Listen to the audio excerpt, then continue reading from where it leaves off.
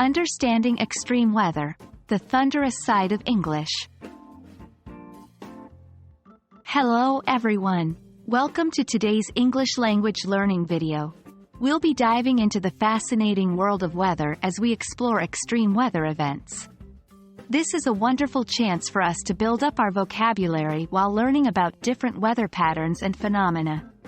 So, let's begin our exciting journey into English and meteorology.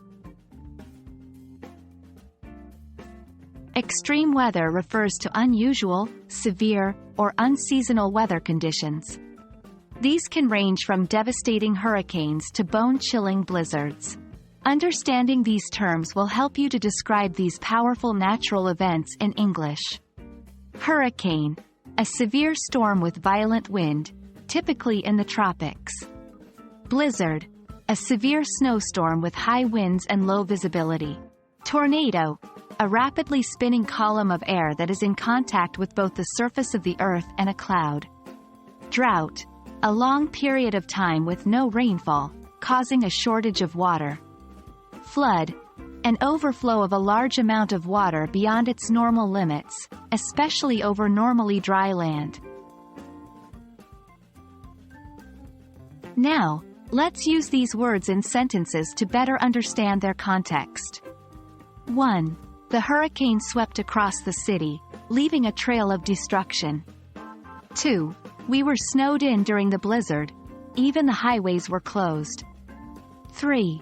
A tornado touched down near the town, causing panic among the residents.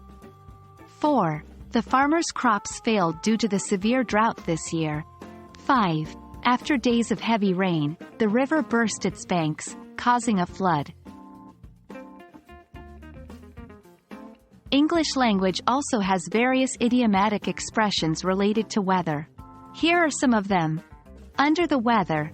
If someone is feeling under the weather, it means they are not feeling well.